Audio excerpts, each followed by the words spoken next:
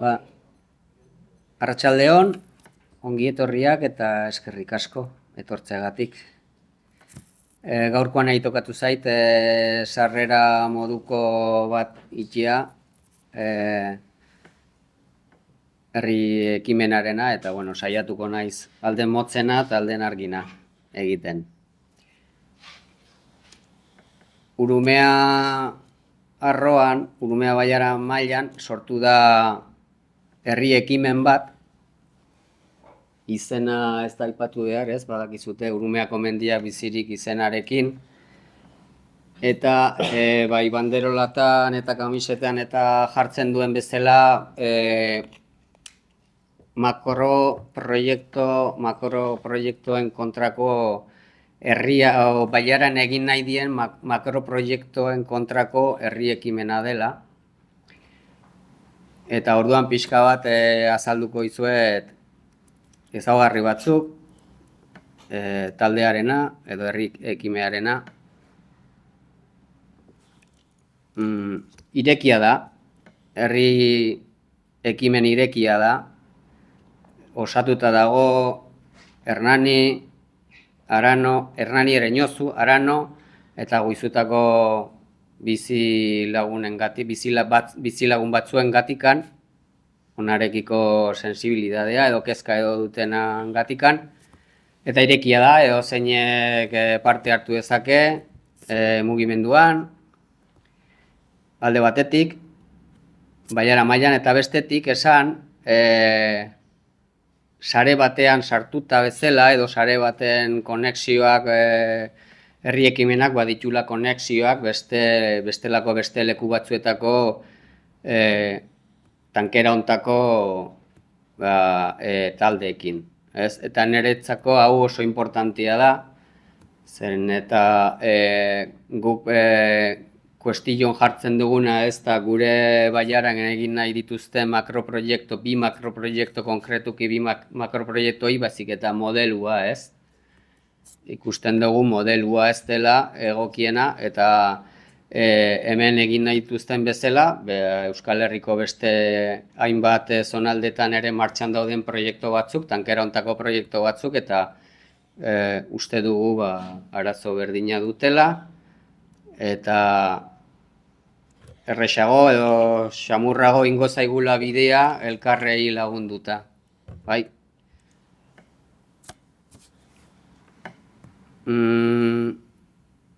Hori batetik. Bestetik, igual pixka bat azalduko ditut data batzuk kronologikoki ordenatuta, zuek ideia bat egiteko gauzak eta nola joan dien gertatzen eta nola sortu den mugimendu hau.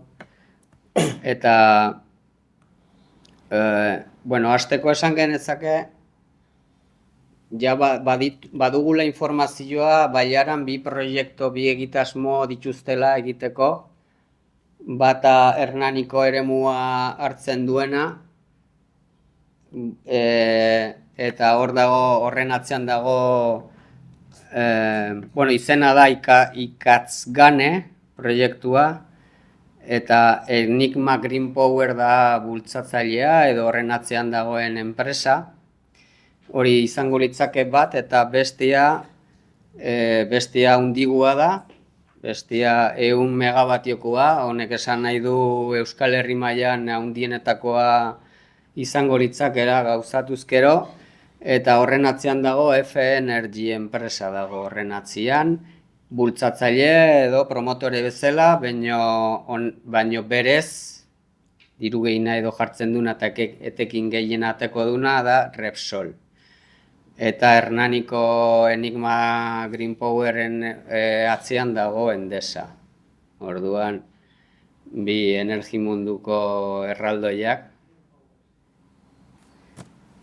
Bata, esateten bezala, haundila da, bigarren hau haundila da, eta hartuko luke eremo zabal bat,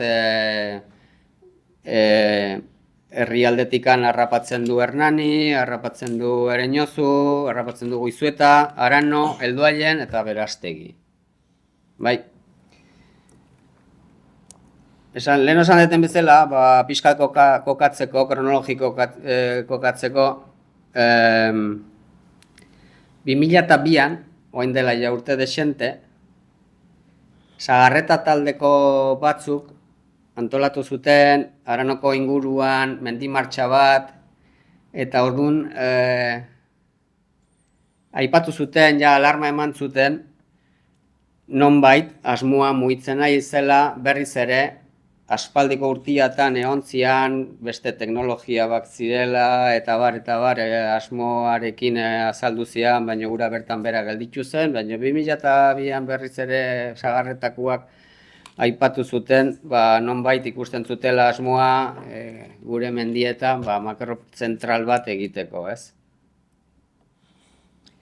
Eta 2023 eta 2024 artean urte horietan hasi ginen ikusten mugimendua herri inguruan kotxe bat Taxus izeneko enpresa batenak gora eta bera ibiltzen zela, eta entetu ginen kotxe enpresa hori zela medioambienteko enpresa bat ikerketak eta egiten zituena,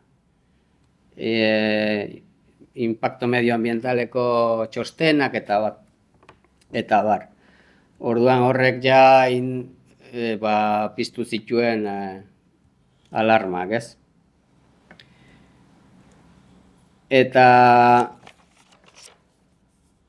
ikasganeko proiektua, hori aipatutako Taxusena 2023 eta 2024 artean, eta 2024ko maiatzean, orduan entetu ginen ikasgane izeneko proiektua ja argitaratu zela publikoki, Hernaniko eremua bakarrik hartzen duen hori 5 aerosorgailu, eta publikatu zen, nonbait beste enpresaren batek edo konpetitu edo nahi baldin bazuen proiektu hori gauzatzeko, irekitzen zen plazua eta barrez. Eta hori maiatzean. Eta urte berian, uztailean, azaldu zian, Aranoko udaletxean, F-Energiko arduradun batzuk edo, planteatzen asmoa bazutela lehen aipatutako proiektu erraldoi hori, egiteko. Eta orduan hasi zian, etorri zian, bienvenido Mr. Marshall moduan, eskaintzen, horren trukez, gauzak, eta esan nahi dut, olako estilo baten, ez? Ez zian etorri maletinakin, baina gutxi falta zen. Eta Aranoko udaletxeari esker, hortaz entetu ginen, esan beharra dago Aranoko udaletxea kontrako jarrera hartu dula lehenbiziko momentutikan, eta horrek guri dexente lagundu digu, informazio eskura eukitzeko momentuan, eta barrez. Eta horra zizian jaba alarma guztia piztutzen, alde batetikan Hernaniko proiektu bat, bestetikan Kuizuetara heldu haien eta zonalde guztia hartzen duna. Eta orduan hasi ginen Aranotikan pixkat kezka horrekin mugitzen eta bar, eta zabaldu ginen gure kezka baiaran, eta orduan gure lortu ginen, edo, etzen lorpen bat, baizik eta normala zen bezala, zegoen jende gehiago kezka horrekin beste batzu Guizuetan, Ereñozun, Hernanin, eta bar. Eta orduan esan ginen, pentsatu ginen, zehoze itezkeo inbeharko da, ez? Berdin da, Aranon jarri, o Hernanin jarri, o Ereñozuko lurretan jarri, denontzako kalte izango da, orduan antolatuko gara, ez? Eta hasi ginen antolatzen, eta sortu ginen, lehen aipatutako, Urumeako mendiak bizirik herri ekimena, ez? Eta horrela saiatzen gara antolatzen, arlo desberdinak eta desberdinetan lan egiteko, batetikan ba informazio zabalpena, bestetikan ba elegiteak eta prestatzen, ba hauek erraldoiak dira eta azken finean ba kontra inbertzaile askotan juzgadoetan eta baina bueno, esan digutenez eta horregatikan aipatu den leno sarean egotia oso importantia dela, ez dela hemengo bakarrikan arazo bat, baizik eta Euskal Herri mailan gero eta zabalduagoa dagoen arazo bat, eta badago gu baino esperientzi gehiago dutenak, zoritxarrez dutenak, eta orduan hoxe, beraien gandikan informazio jaso, aholkuak, eta nola antolatzen dira, etorri dira gure gana sainu bizirikeko bi lagun, eta gero esplikatuko ditue, beren esperientzik, eta ez.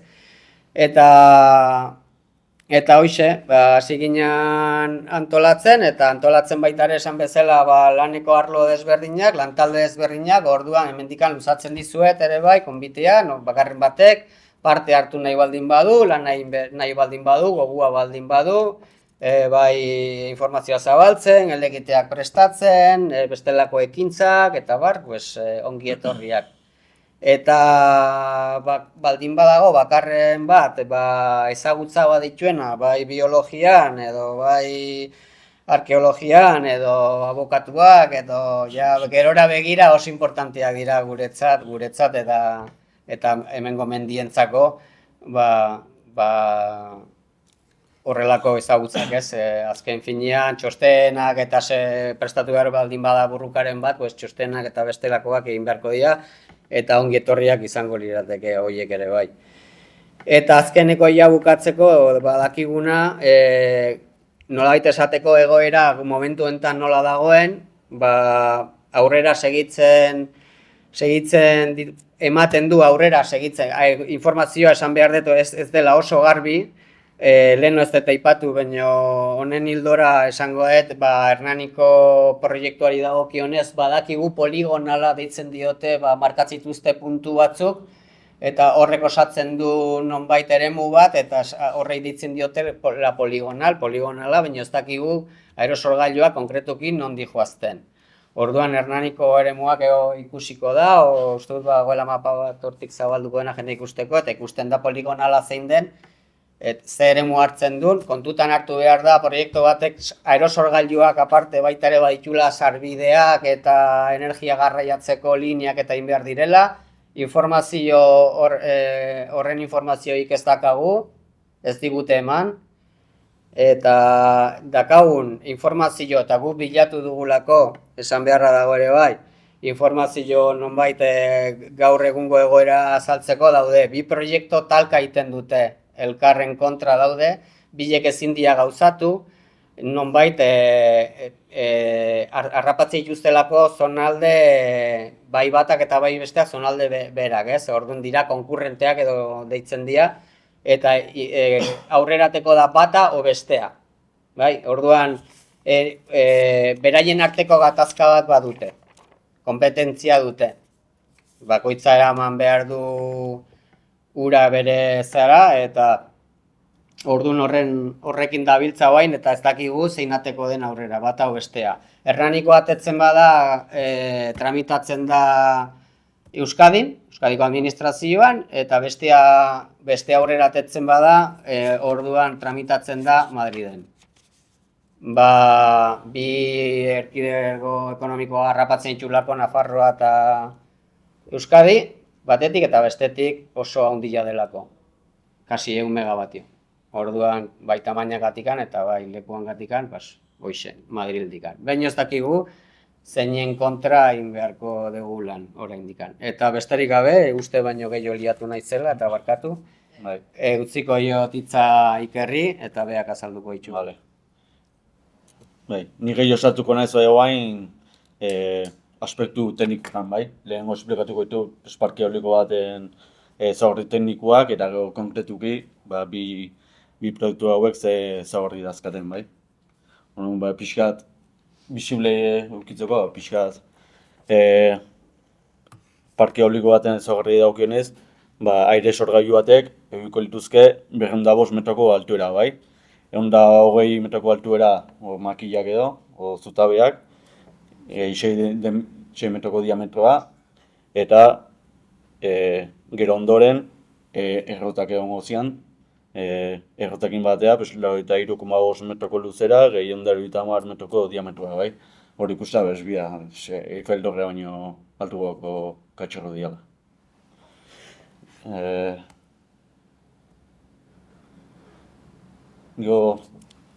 Zimenduei daukionez, bai ikuste dugu diala 23,4 metroko diametroa dakaten hormigoizko zea batzuk, eta 4,2ko lodira dakatenak. Bastante sakunera dakaten zimendu dira. Eta gero, hori ikustea zenbateko zabalera dakaten bai.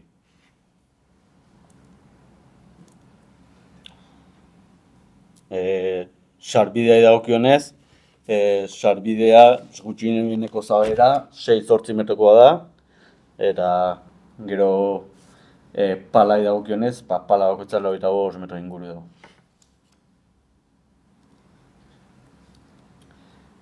Gero hemen ez ditugu sartu, baina gero Josimik ez nuna ez, gero sarbide guztia kontun hartu behar da, gero energia guztia, sarbide guzti hori ez, energia guztia transbasatzeko, eta guzti hori bai kontun hartu behar da, proiektu guztian dimentsioa ikusterakoan. Gero, dia konkretuki sartzeko,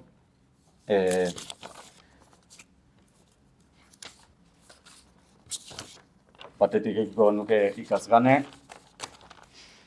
Hau izango zela, Josimik esan duen bezala, Hernani, Pagoa ingurun ereinozu da Hernanin egin nahi duten proiektua.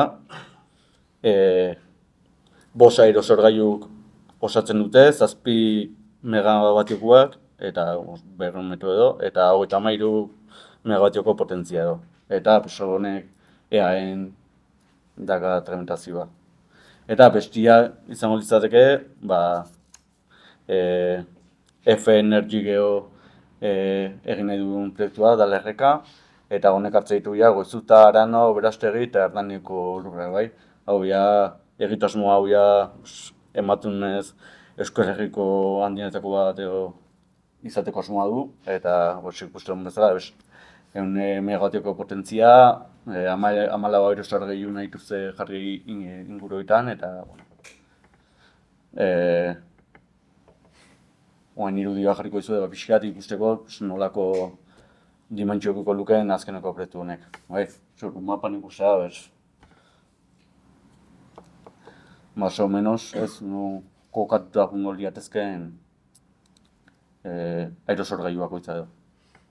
Hau da F Energikoa, horiek eman dituzte azkenean koordenadak eman zituzten. Hori kosta zaie, baina azkeneko guain dela gutxe maituzte koordenadak, eta hemen bai esan dezakegu puntu horietan joango liratekela aerosorgailuak.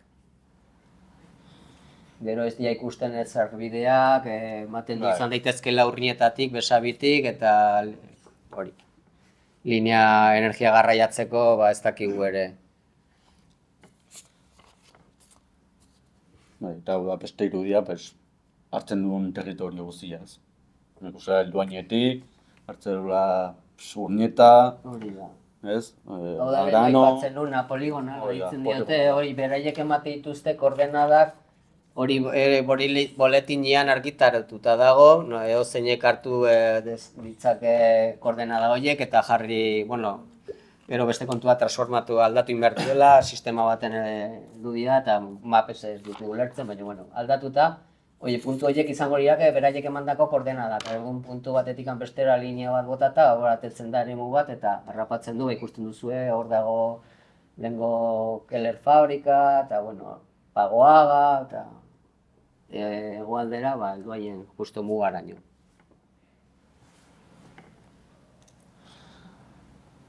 Honen aurrean, aurka gaude, batetikan eremu hau bai dalako gune babestu bat, Aiako herria eta Urumea eta Leitzarango gune babestua lotzen ditula. Eta bestetik bai, Urumea arroa kontserbazio bereziko eremu bat dela. Hor adibidez, bai Igaraba, Biso Europarra eta Pirinioetako mutur luzea bezalako espeziak bizi dian. Eta horre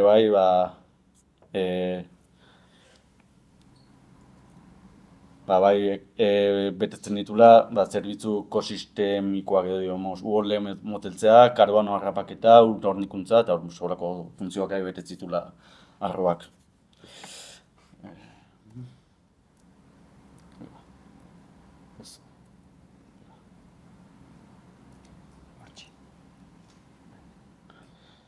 Hoxe. Eta proiektu honek lituzken kaltei daukenez, bai ikuste batetikan lur mugimendu ikarri da azkala, azkenian bai muntaketarako sarbidea eta hori dena, azkenian lur mugimendu handiakar, eta pasaian eraldaketa asko ekarriko luke. Eta gero gainera instalezu hauek jartzean bai ekarriko lukela adibidez, lurran artifizializazio bat edo. Bestetik bioaniztasuna arriskuan jarriko luke, batetik bai espezie asko edo arriskuan engoltu liatzezkela, adibidez arranua eta putrea eta horako espeziak, gero bai baso galera handiak jarriko luke, eta basoak bai diala aldaketa klimatikoan edo bai funtsezko elementu bat, bai teobia xurgatzeutelako.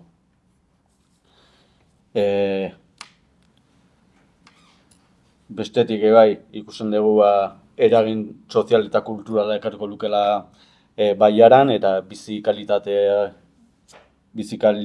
bai balintzatuko lukela, batez ere Aranon bai aerosorgailu hauek infrasoinuak sortze dituztelako eta gero osasunean bai eragina dakatelako. Eta bestetik bai arro guzti hortan, Urumako baiara guztian bai ondare historikoa betiriko megalitikoa daudela, bai, eta bai aztarna ugari edo bai arriskuan egongo litezkeela galtzeko.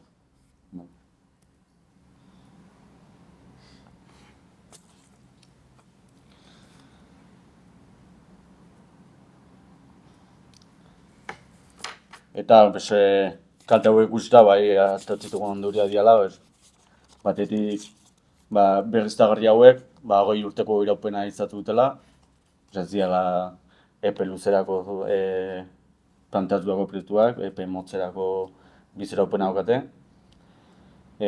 Bestetik ezan kontuan hartzen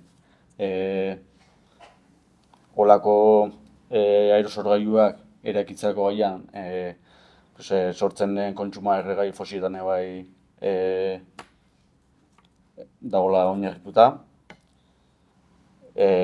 Kasu honetan ikuste Repsol bezalako enpresak bai dakatela asmoa bai etekina atatzeko eta ez klima aldaketa aurre egiteko edo.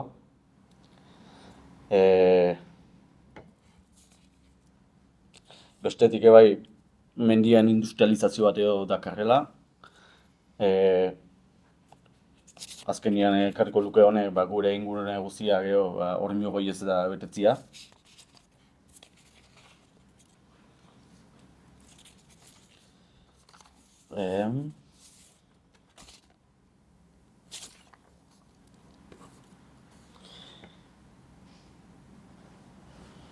Bestetik bai honek sortzen du energia batez ere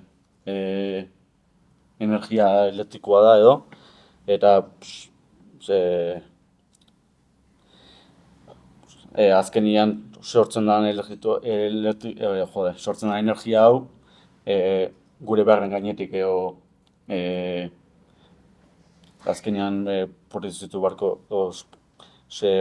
litzateke bai. Gaur egun honek sortzen duen energia ez dago gizartea behar duen bertara edo, digamos, egokituta, eta merkatu elektrikoa, digamos, nolabaiteko saturatu dagoela edo gain gehiagizko eskaintza dagoela, ez? Horren ez ditu nolabaite gizartean beharrak edo asetzen. Eta más o menos hori. Gehiago? Ez, horixe. Nik uste gehiago nahiz dela sartuko.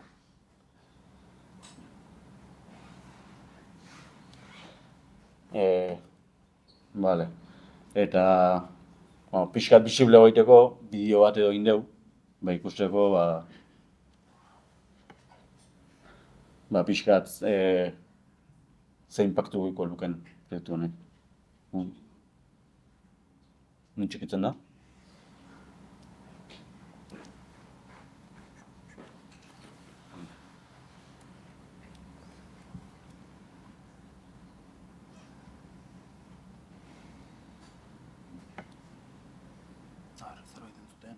Bai.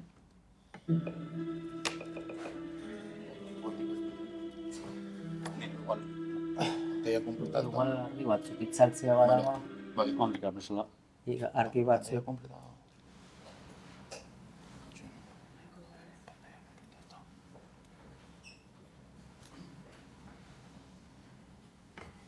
Vale. Hau montaia da, eta orduan irudi guztiak ez dira bertakoak, baina azalduko dian aerosolgailuak kokatuta daude gutxi gora bera kokatzeko asmoa duten lekuetan. Esan nahi dut, gutxi gora bera ideia bat egiteko oso zaila da, gero, 200 metroko aerosolgailu bat argazki batean kokatzia, perspektiban eta bar, baina ideia bat egiteko.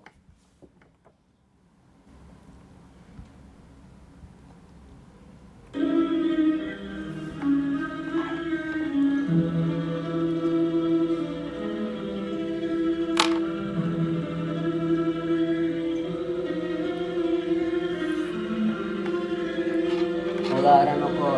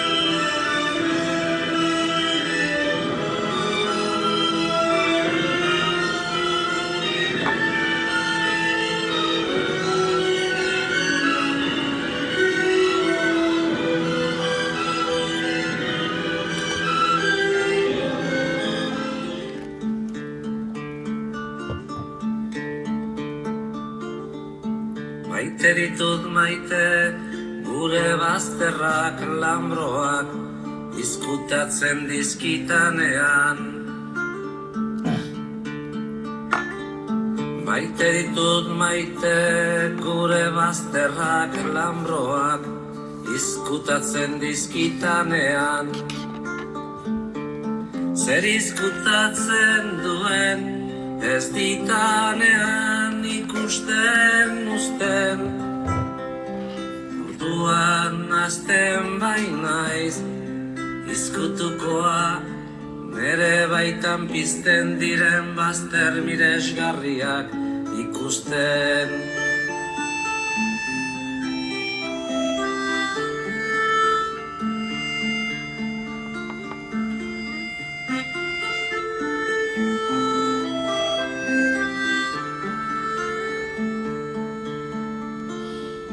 Maite ditut maite, gure bazterrak lambroak izkutatzen dizkitanean.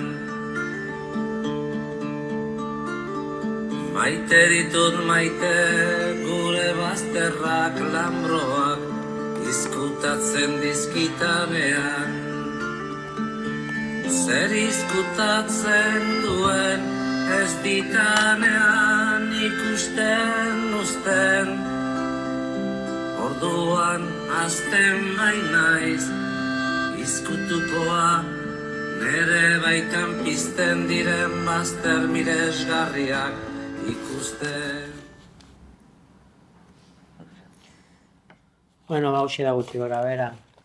Ez dakit galderarik baduzuen, edo igual lehenbizi entzungo ditugu sainu biziriko lagunak eta beraien esperientzia eta gero igual hasten gara galderaketan. Bai?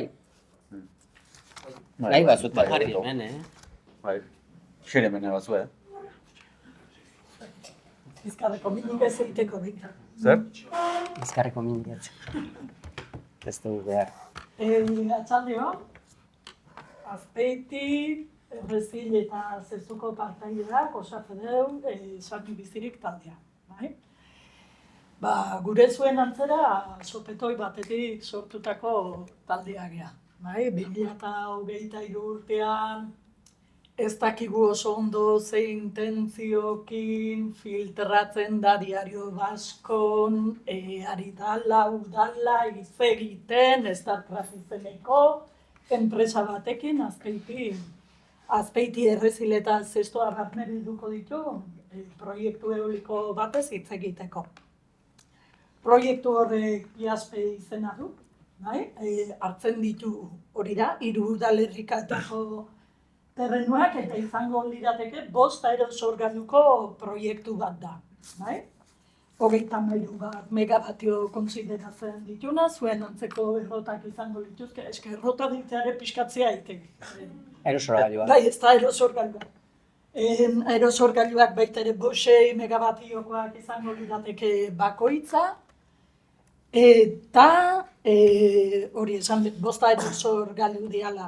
Horrekin batera izango zen 8 kilometroko evakuazio linea batez ari hitz egiten, Lasaoko subestazio elektrikora jaitsiko litzatekena. Agian nolako proiektutaz hitz egiterakoan ahaztu iten zaigula, baina elektrizitate hori baitera eraman behar da. Kasu hortan, jaitsieran parte handiena Zestoako terrenotatik izango zen, bai? Zestoako lurretatik. Akua bailaratik zehazki, igoko litzateke materiala eta subestazioa ere Azpeitin egon arren, Zestoako baserri asko aurrean gelditzen dira, sortu behar dian edo eraiki behar dian torre gigante horiek. Esan bezala 2023ko irailean filtratzen da udala hizketan dabilela enpresa honekin. Eta hortik aurrera ja mobilizatzen hasten gara batez ere jakiteko zer ari da pasatzen. Orduan enteratzen gara horreko udaran ibiliziala udalekuak, baserrietatik, haizen orgaia jartzeko baimenak eskatzen, eta bar. Eta urrian, udalak ala nahi eta etortze zaigu enpresa esplikatzea ze proiektu guna da, ze polita, ze berdea, ze garrantzitsua izango da gure herriantzako, hori guztia aukerak aztertzen ari diala, jabetza publiko baterako presta egongo diala, esan behar dago Starcraft hemen enpresa pribatua da, baina Noruegako gobernuan enpresa publiko bat da izatez, bai? Beru lurretatik kanpora enpresa pribatu bezala operatzen duna. Enpresa publiko bat da, Azpeitira, jabetza publikoa hitz egitera eta pixkat. Hola saldu nahi dugu hasieran nunbaiten jarri berdia, hori entzungo zen duten energia behar dugu, nunbaiten jarri berdia, batematek sakrifikatu beharko du, herritar guztiagatik, eta bar, ez da?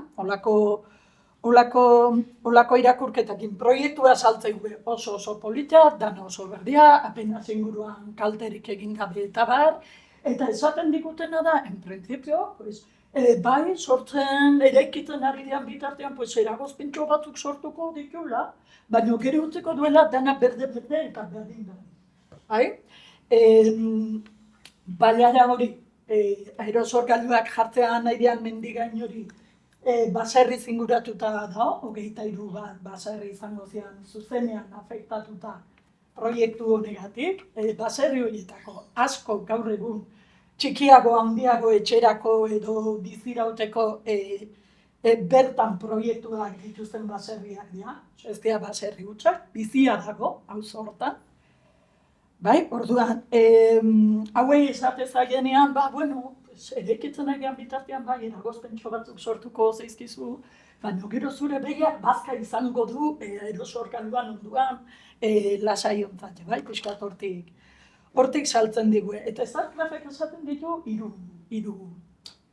hiru kontzeptu nahi dizkigu momentu hortan mahai gainean jarri. Alde batetik aukera guztiak aztertzen ari diala eta dena kontsentsu egingo dala, ingurumenari justuko kalteak eragingo zaizkiola, eta herritarren aurkakotasuna mahai gainean azaltzen bada momentuan bertan erretiratu egingo diala.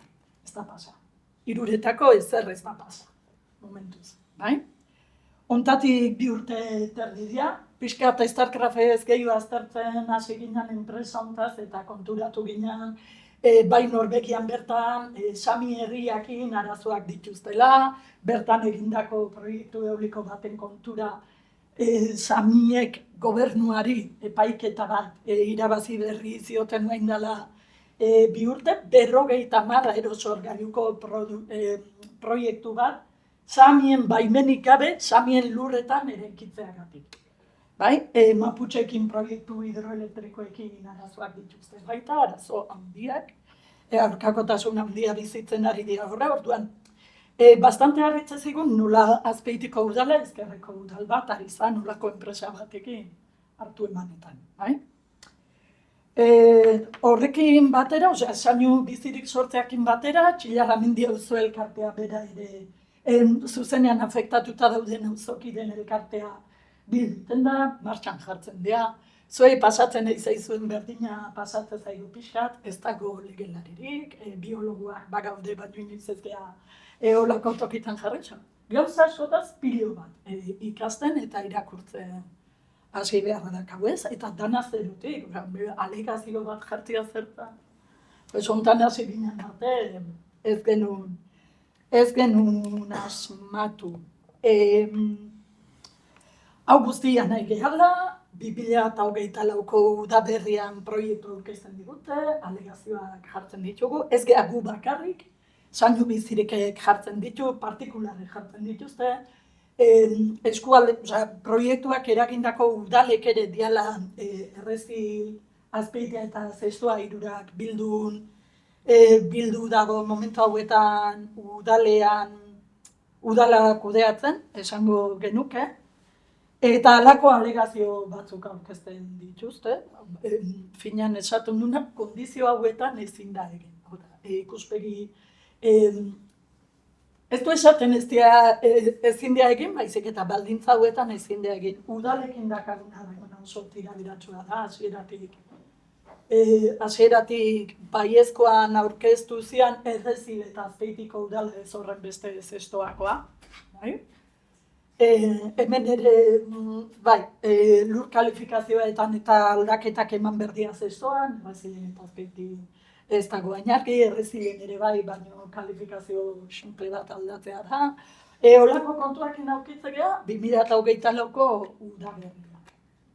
Alegazioak aurkezten ditugu, foru aldundiak ere aurkezten ditu, Antxe eta arkeologi taldeak ez du lortzen indusketak egitea, baino aztarnak daudela aipatzen dugu, mendi taldeek GR-bideen inguruko alegazioak aurkezten dituzte, mundu guztia alegazioak aurkezten dabil, orduan Starcraftek dagoeneko atzera botata egon beharko luke proiektu hau, hasiera baten saldu zigunan arabera, foru aldundiak aurkeztu ditu alegazioak, proiektu honekiko. Kasu honetan Gaztiei lotutakoa. Kokagunean inguruan ez dizuet horren beste hitz egin, zerritan dagoen, bera ez da ingurune babestu bezala konsideratzen, baina 3 gune oso berezitu erdian do alde batetik. Pagoetako parke naturala egongo litzateke iskina batean, bestean dakagu Ernio ingurua, 2000 naturan azaltzen dena, eta 2. Izarritzeko mendilerroa izango litzateke Guztiak ingurune babestu konsideratzen dira, baina erdian dagona ez. Imaginatuko zuen bezala, alde batetik bestera hegaztiak joateko sainutik pasatzen dira adibidez. Bai, eta bertan nidifikazioak frogatuta daude, eta bermiruarenak, eta babestutako hegazti batzunak. Hontan gaudela, pixkat zai gaudela, aurkitzen gara, 2024ko udan, StarCraft bidaltzen dula Itasa izeneko enpresa bat, bere burua aurkezten dutela euskera perfektuan esanez desjabetzetara dedikatzen dian enpresa bat diala, eta baserrietatik turra egitera dedikatzen dian, aurreko udaran, bai? Proiektua onartu gabe dago, baina StarCraftek baserritara jendea bidali du esplikatzera, pues espaldin badia aldeko haizean jartzen, pues kontrako haizean jungo zaiela asuntoa.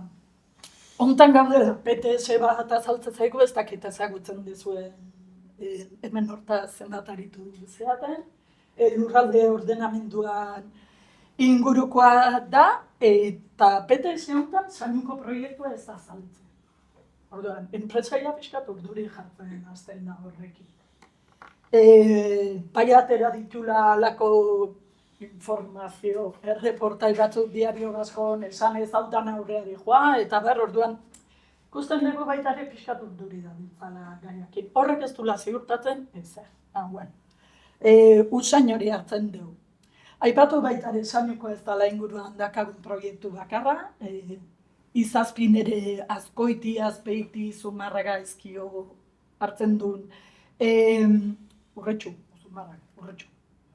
liatu iten iz beti, hartzen duen beste proiektu bat dago baita ere onarpenaren zai, PTS-an behizama azaltzen da toki egoki bezala dagoeneko, naiz eta onartu gabe dagoeneko enpresa joan da behizamara, bederatzi aerosorganuko beste proiektu bat ze gangadan aranoa juntzian bezala esplikatzera azaldu dira.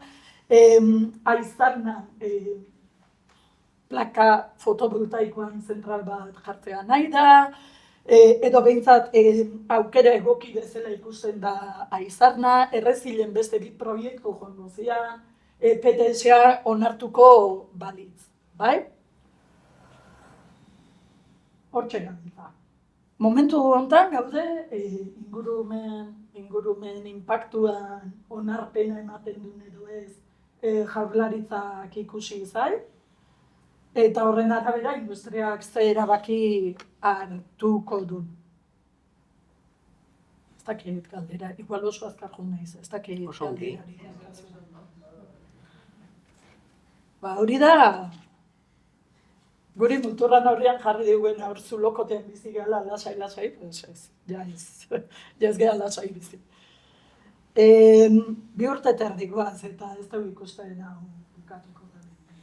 Epe erdira, eta ikusten dezuen bezala, pues inguruan beste 1000 mehatxu dazkagu. Hasiera baten saldu ziguen trantsizio berdean, ekologikoan izenean guztia, baina ez daka zentzurik planteatzen nahi dianok guztia egitea. Ez daka inungo zentzurik. Eta batez ere ez daka zentzurik ez dagoelako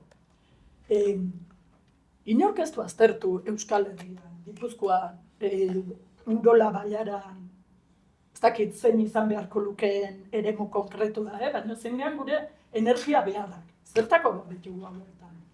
StarCraft Endesari saltzeko? Edo ikusten dugu atzean negozioa daula, eta ez horren beste herritarren behar energetikoak. Behi pixkanaka ikusten jungian. Hor gaude. Hortaz igual ez dugu gehiegi hitz egin gai sakona delako, baina zuek gure moduan bezala nik uste dut ez duzuela dudatan jartzen energetikoki aldaketa bat gizarteak eskatzen. Eskatu ez dakit, baina behar duela, ez? Duerninka ere hori ez duzu dudan jartzen. Horregatik da makroeolikorik ez. Hori da. Eske, hau ez da, beak esan duen bezala, plangintza bat iken da, bai erakunde publiko batekin da, edo herriarekin adostuta edo, eta horren arabera orduan soluzioa bilatu. Baizik eta da, alrebes, ez? Etortzet, ez dakigu norainoko arazoa dagoen, baina etortzen zaizu enpresa hauetako bat, orain arte mundu erregai fosiletako munduan negozioetan murgilduta izan duen enpresa, Repsol bezalakoa, eta inkluso esango nuke negazionista, aldaketa klimatikoari negazionista izan du dela orain arte, eta bapatean bihurtzen da oso berdea, eta aldaketa klimatikoaren kontra burrukaiteko jarri nahi dizu 100 megabatioko 200 metroko aerosorgailuz osatutako makrozentral bat, ez? Hori da, ez? Hori da kezka. Ez dugu esaten energia berriztagarria behar ez ditugunik, ez dugu esaten krisi klimatiko baten murgilduta gaudenika, ez dugu ukatzen hori, baina zalantzan jartzen dugu eta pentsatzen zuek berdin egiten duzuela, eredu hau, ez? Hori da. Honen kontra. Zeinentzako da nagustia batez ere, eta ematen du aerosorgailu horietako bat mendipuntan jartzea ez dela kostatzen. Osea, ez dakala koste ekologiko bat, ez da? Eta bai, ikasten egiana da, aerosorgailu horietako bakoitziak ia tabla periodiko osoko elementua behar ditula, ez diala osea, palak ez diala birziklagarriak, gaur egun enterratzen nahi diala nuklearrakin itezan bezala, holako elementu pilo bat, ez da? Eta batez ere... Europa bakarrik mundua salbatu. Ze txinatarrek ez dute ikatza, estatu batuetan orain hasiko dira frackinga, eta guk europearrek salbatuko dugu planeta oso. Ez? Pero general Bai. Ez da eficientea, porque es que es da eficientea, pero bakarrik utilitzen dira aizeakin. También es, bueno, aquí zenbat egun urteo aizeakin. Bueno, beraiek errentagarritasuna begiratzen dute, horregatik jartzen dituzte aizia neurtzeko gailuak eta bar. Orduan, zerbait ikusten badeldin badute da errentagarritasun ekonomikoa. Orduan, errentagarritasun ekonomikoa berez ez dago hain garbi, errentagarritasun ekonomikoa dagoela enpresa montatzen duten enpresantzako. Zeren horte egiten dutela bere makineria... Bai, baina bada, ez dagoena da erregan... Hori da, beraiek batzuk lortzen dute. Bai. Baina berez, kontuan hartuko balute, benetako zelako kostua den guztia, benetako ez direla errentagarriak. Zeren, berak izan moduan, behar duten elementuak hoxek egiteko guri saltzen digutela, behin katxarro eginda, ikusi gabe ze destrozo sortu dutela bakarrik bitxo hori egiteko.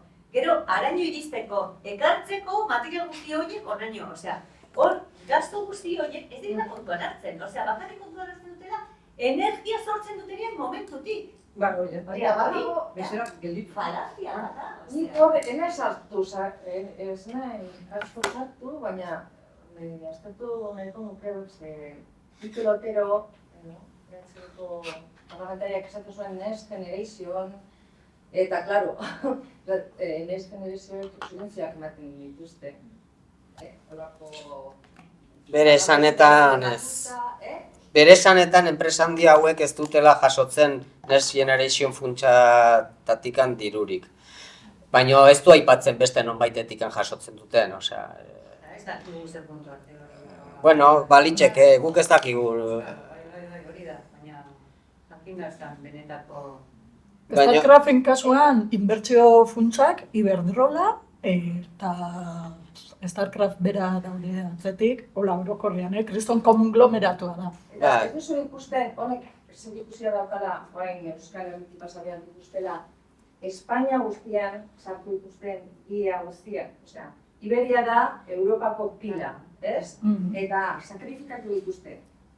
Burujabetza energetikoaren izenean, burujabetza elikadurarena. Ni aluzinatu dituna, zen modelo planteatzen duten, non energia elikadurarekin kompetentzian dagoenean. Euskal Herrian, ez gara burujabe, ez daukagu janari burujabetza. Orduan, horta joan beharko genuke, zein da gure modeloa? Gure janaria etortzen da Amerika eta Afrikatik. hemen sortu beharrean, eta hemengo, nekazal eremuak eta baiera sakrifikatzen dira, edo uzten dira, bueno, badakigu, nekazal eta abeltzain politika dauden, aurka erago, ez?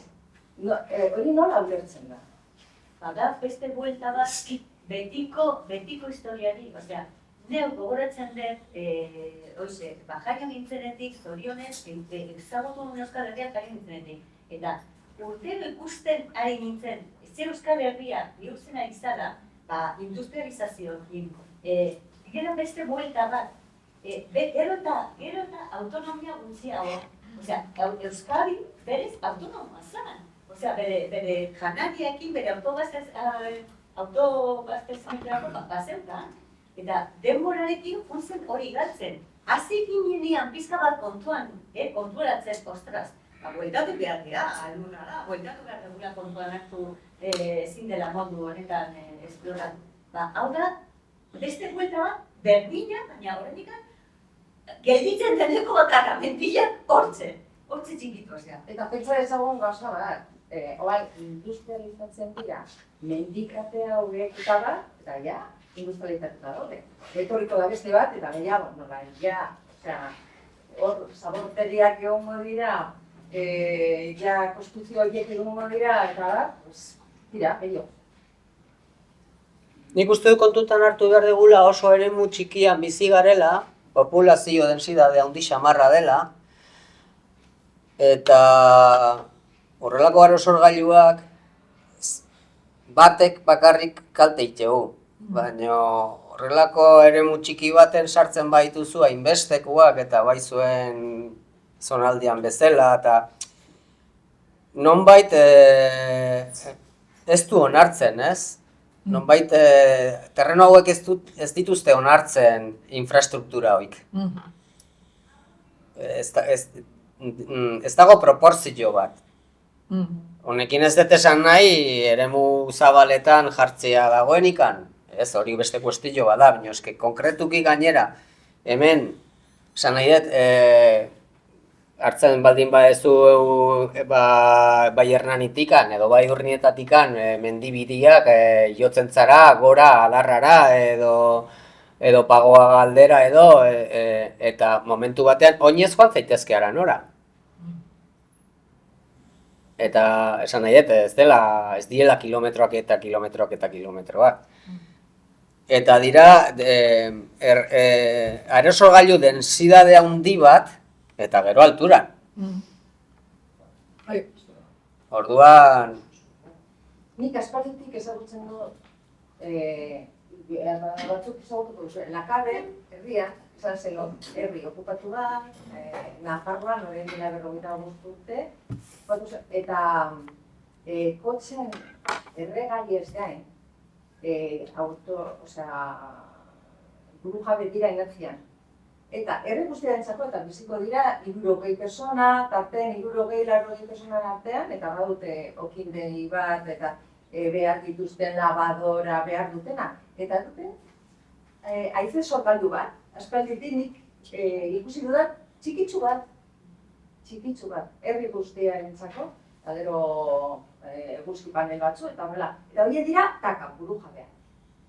Aranon, egon ziteken, gela honetako haize sorgailu bat, zoragarri, ez du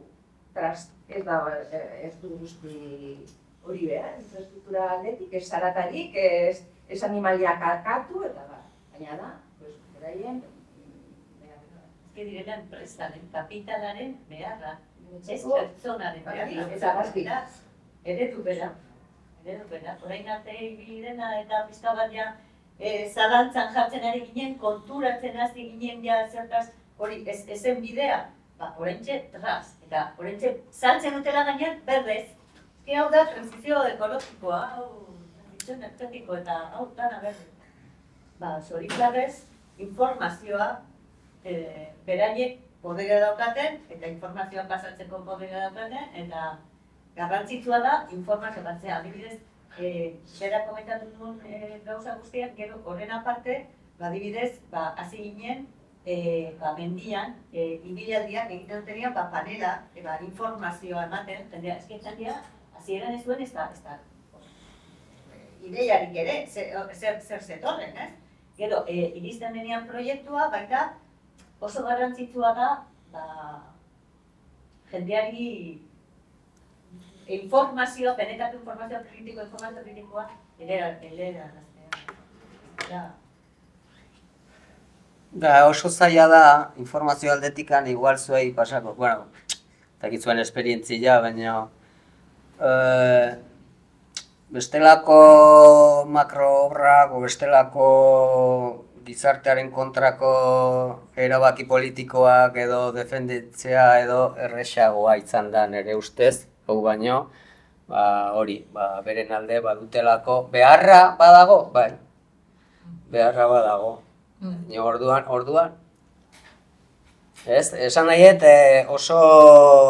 oso gai kontrobertidoa, konfliktiboa da, baina zuk ez aldu zuen nahi energi berdiak, ez? Zuei esango zizueten, Bai. Zuek ze uste duzue, ez alduzu kotxerikan erabiltzen.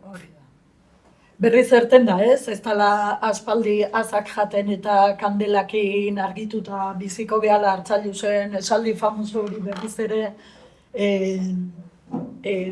mahai gainean jarrita dago, bai, garbi dakagu goiz edo beranduago eta hobe goizago egiten badeu, ez da bai da honi oinarritik heldu bertzaiola da. Zein dira benetako beharrak? Zuk esan dezu, janariak kanpotik ekarte deu. Bezke kanpotik ekarte duen janari horrek guztiak, transporteako berdun itxasontziak ez dira elektrifikak. Hegazkin elektrikoa jarriko dituzte. Eta horien argindarra,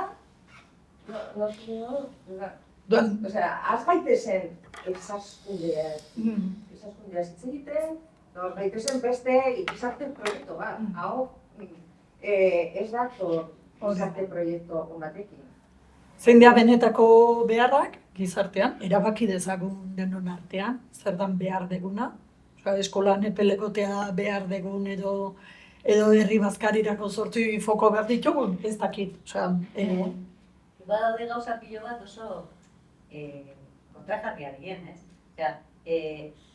Gaur egun, Euskal Herrian konsumitzen badegula, berez dagokigun, mundu mailan, ez? Pensatu behar dugula pixka bat, ez bakarrik Euskal Herria, baizik eta mundu mailan, ez? Badaude jendea ez dauka jatekorik. Orduan, zer ibiltzen gea hemen, ez dakiz zer ongizate, ez dakiz zer hostia, gitartean munduan jendea ez badauka jatekorik, ez badauka iraupenik osasuna ezin duelako aurrerakin, edo Palestina gertatzen nahi den moduan, akatzen nahi dutelako, azako. Eta hemen Euskal Herrian, armak ekoizten behar dugu energia horretarako. Joder, hostia, zeinek diela behar. Zortzi, benetan, Euskal Herrian konsumitzen bat dugula. Benetan degoztik nun, baina zortzi alduz gehiago, ziko behala igual zortzi alduz gutxiago konsumitzen. Edo oso bat ez da esaten, baina larun bat enpretzaldi izan da eta ditzen da lakoak ateratzen dako ateratzen. Oain, ez daki, enak gogoratzen kilotelebizio izan zuen aurreko egunean, baina oain dela 30 eta 20 urte, baina askoz energia gutxiago. Gastatzen du Euskal Herriak, entrepresa sistema, izton berakada egin duelako.